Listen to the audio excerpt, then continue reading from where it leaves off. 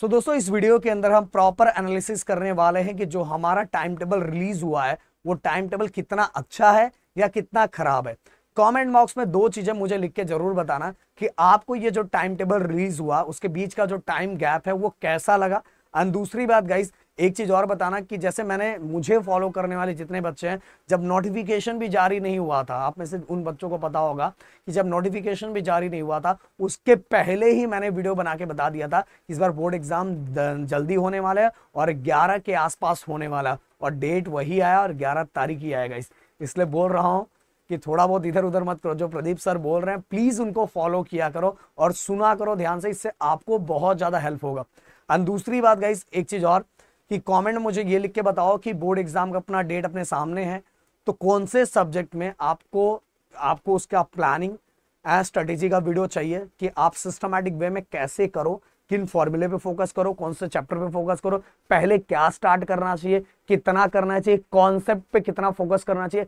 ऐसा एक वीडियो मैं स्पेशल हर सब्जेक्ट वाइज बनाना चाहता हूं। तो कौन से सब्जेक्ट की आपकी सबसे ज्यादा मांग है तो कमेंट बॉक्स में लिख के मुझे जरूर बताओ। गाइस नए हो तो प्लीज चैनल को सब्सक्राइब करके जरूर जाना, क्योंकि आपके लिए तो फ्री है बट आपका एक सब्सक्राइब करना ना हमें बहुत मोटिवेट करता है आप लोगों के लिए काम करने के लिए। इस वीडियो का टारगेट लाइक मैं 1000 रखता हूं और मुझे लगता है अपने प्रदीप सर के लिए आप कंटिन्यू आपके लिए खड़ा हूं तो इतना तो रिटर्न में जरूर कर सकते हो।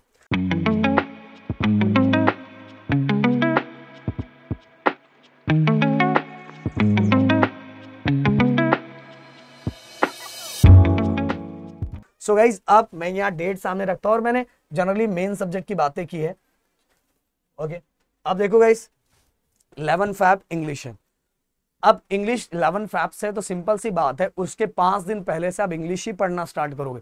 कितना भी आपको रोका जाए, कितना भी बोला जाए, फिर भी कम से कम कितना भी कम तो 7 तारीख से 7, 8, 9, 10, 11 तारीख को तो एग्जाम देने जाओगे। 7, 8, 9, 10 ये 4 दिन तो आप में से ज्यादातर बच्चे कितना भी मना किया जाए फिर भी वो इंग्लिश है और इंग्लिश ही पढ़ेंगे।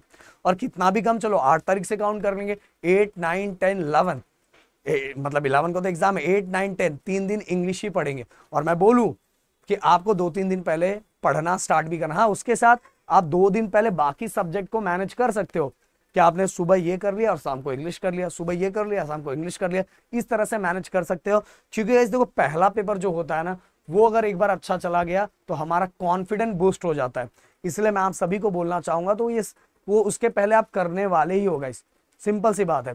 अब आप में से बहुत सारे बच्चे ये देखेंगे कि अरे भाई एग्जाम है उसके बीच में जैसा ऐसा गैप है उस वाइज करूंगा, बट अगर इस बार के टाइम टेबल को एनालाइज करोगे ना तो भाई ये टाइम टेबल में पिछले साल के जो टाइम गैप था उससे कुछ ज्यादा डिफरेंस नहीं दिखाई दे रहा। अब देखो इंग्लिश तो सभी का होगा, इंग्लिश तो सभी का होगा, फिर इंग्लिश के बाद बहुत सारे बच्चों का हिंदी भी, और हिंदी 12 तारीख को ही दिया हुआ। ओके इंग्लिश के बाद तुरंत हिंदी है, और हिंदी के बाद जिन बच्चों का मराठी होगा इंग्लिश के बाद एक दिन का गैप है और उसके बाद मराठी का पेपर है। और मराठी के पेपर के बाद आप सभी की भागदौड़ बहुत तेजी से स्टार्ट होगी। 13, 14, 15, 16 मतलब टोटल 13। अगर 13 को हम शाम को आएंगे आप में से बहुत सारे बच्चे रिलैक्स होंगे, पर बहुत सारे बच्चे रिलैक्स नहीं होंगे। उनको पता है कि केमिस्ट्री के पेपर के लिए अगर आप देखोगे तो 18, 19 मतलब 2 दिन गैप पर मैथ के पेपर के लिए गैप नहीं है।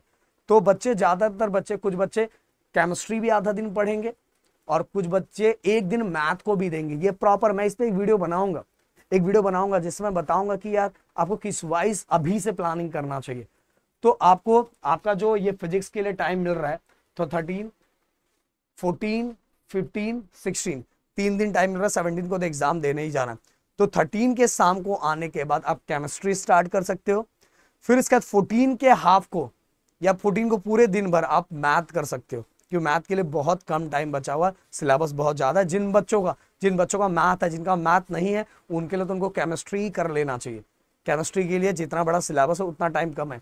बट फिजिक्स में इतना टाइम रहने के बाद भी हर साल का ऐसा है कि बहुत सारे बच्चों का फिजिक्स बहुत डिफिकल्ट जाता है, और ये ट्रेंड इस साल भी रहेगा। इसके पीछे का रीजन मैंने बताया था, कल के लाइव सेशन में बताया था कि आप बस अभी स्टार्टिंग में उठ के इधर उधर इंपॉर्टेंट भाग रहे। भाई इंपॉर्टेंट कब इंपॉर्टेंट होता है, उसकी बात का इंपॉर्टेंट कब है, मतलब इंपॉर्टेंट कब होता है, वो कब इंपॉर्टेंट होगा 30 जैन के बाद। अभी आपके लिए क्या इंपॉर्टेंट है पता है? पहले जितने भी आपको चैप्टर आते हैं उनके कॉन्सेप्ट को क्लियर करो, कॉन्सेप्ट क्लियर करने के बाद देन उसके पीवाईक्यू करो, पीवाईक्यू करने का ट्रिक्स लगा के, जितने एक्स्ट्रा चैप्टर कर सकते हो ट्रिक्स लगा के उसको करो। फिर लास्ट टू लास्ट इंपॉर्टेंट, और इंपॉर्टेंट कहां से ले रहे हो ये भी आपको समझना है, नहीं तो एग्जाम दे के आओगे ना। मैं इतने सालों में देखा हूं, इतने सालों से मेरे को यूट्यूब चैनल पे हो गया, ऑफलाइन में हो गया, इंपॉर्टेंट लेकर रात को दिन को रोगे। 12 स्टैंडर्ड है, ये स्ट्रेट फॉरवर्ड बोल रहा हूँ, 12 स्टैंडर्ड है, ये कोई 6 स्टैंडर्ड 5 स्टैंडर्ड नहीं है या 10 स्टैंडर्ड नहीं है, 12 स्टैंडर्ड है। तो इसीलिए फिजिक्स की तैयारी आप सभी को बहुत पहले से करना स्टार्ट करना चाहिए। फिजिक्स में बहुत जोरों शोरों से, अब ये समझ के चलो फिजिक्स के लिए आपके पास 3 दिन का टाइम नहीं, बस 2 दिन का टाइम है।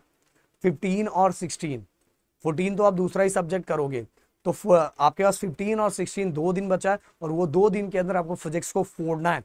फिजिक्स के अंदर इतने सारे नंबर ऑफ डेरिवेशन है, इतनी सब चीजें दी गई है, और उनको एक दिन में रिवाइज करना ये तभी पॉसिबल हो पाएगा जब आपने पहले से बहुत अच्छी तैयारी की है। स्टार्टिंग के जो आपके 81 डेज, अब तो आज ये भी दिन चला गया, अब 80 डेज बचा हुआ है। देखो दिन कैसे फटाफट फटाफट कम होता जा रहा है, पहले महीने थे अब दिन बचा हुआ है गाइस।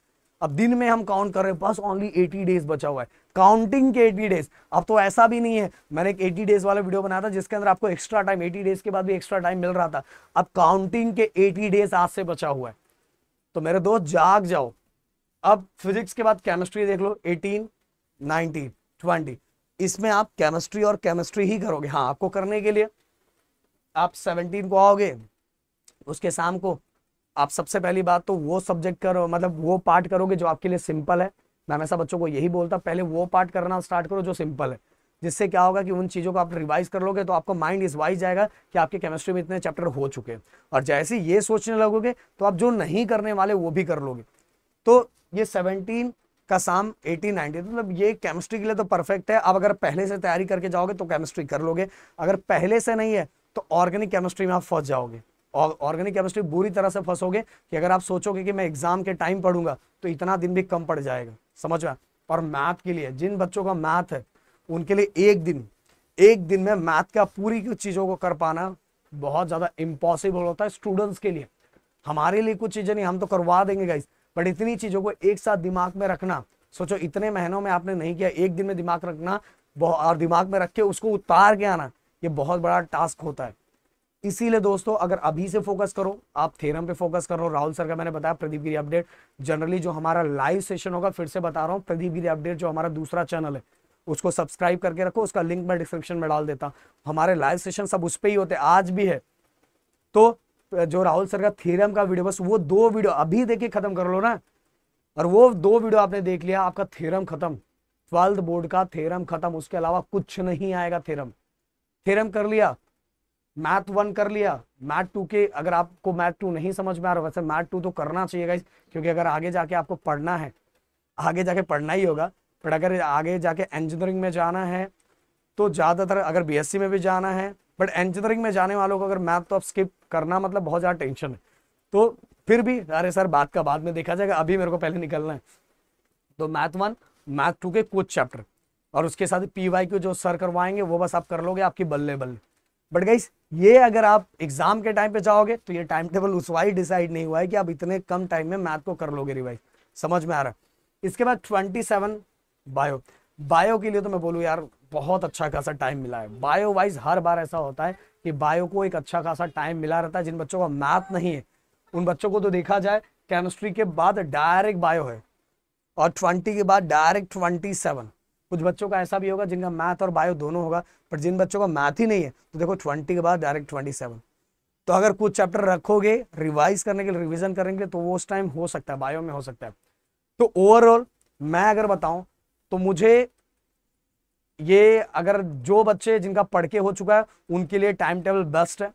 जिन बच्चों को कुछ भी नहीं हुआ है और वो ये सोच रहे हैं कि मैं उस टाइम पढ़ लूंगा, उनके लिए थोड़ा डेंजर जोन में है। और जो बच्चे मॉडरेट लेवल पे हैं उनके लिए 50-50 वाला है। मैं बोलूंगा अगर मॉडरेट लेवल पे हो तो अपने आप को ऊपर कर सकते हो, क्योंकि अभी भी आपके पास 80 डेज बचे काउंटिंग के, और इस 80 डेज के अंदर मैं बता रहा हूं आपको बहुत सारी चीजें करनी है दोस्तों, बहुत सारी चीजें। प्रीलियम एग्जाम्स है कि किसी कॉलेजेस के अंदर 2-2 प्रीलियम एग्जाम लिया जाता है। मुझे तो कल कुछ बच्चों ने बताया कि हमारे 3 प्रीलियम एग्जाम्स है। और प्रीलियम एग्जाम में फिर से बता रहा हूँ, इस पर एक स्पेशल वीडियो में बनाऊंगा, फिर से बोल रहा हूँ, प्रीलियम एग्जाम में एक गलती मत करना, सिलेबस को बस दिल को शांति देने के लिए खत्म करके मत जाना, अरे मैं खत्म कर दूंगा सर ऐसे ऐसे करके खत्म कर, ऐसा करके मत जाना। जितना आपको हो रहा है एकदम अच्छी तरीके से करके जाओ बोर्ड के लिए। बोर्ड के लिए अगर 5 चैप्टर कर रहे हो तो भी करके जाओ, भले प्रीलिम में मार्क्स कम आए कोई टेंशन नहीं है, क्योंकि प्रीलिम के मार्क्स ऐड नहीं होते मेरे दोस्त, बिल्कुल नहीं ऐड होते, समझ में आ रहा है। तो जल्दबाजी प्रीलिम के चक्कर में जल्दबाजी बिल्कुल नहीं करना। तो शायद जो बातें मैंने बताई, और गाइस एक चीज और, आरसीसी रैंकर क्रैश कोर्स ये जो है ये 25 से स्टार्ट हो रहा है और ऑलरेडी 24 को हम उसका टाइम टेबल रिलीज करने वाले हैं। अगर आप चाहते हो कि हमारे साथ डायरेक्ट जुड़ के पढ़ना चाहते हो, जिससे आपका बहुत हद तक बहुत सारी चीजें कम हो जाएगी और सिंपल से बात डायरेक्ट हमसे मिलोगे तो डेली मोटिवेट भी रहोगे कि सर मुझे करना है करना है और करके दिखाना है, तो मोटिवेशन नेक्स्ट लेवल का रहेगा। तो आप हमसे भी जुड़ सकते हो रैंकर क्रैश कोर्स के अंदर जो 25 नवंबर से स्टार्ट हो रहा है गाइस। और अगर कोई और भी डाउट है रैंकर कोर्स से रिलेटेड तो डिस्क्रिप्शन में हमने नंबर दिया हुआ, उस पर आप कॉल कर सकते हो। मिलते हैं नेक्स्ट वीडियो में। जय हिंद दोस्तों।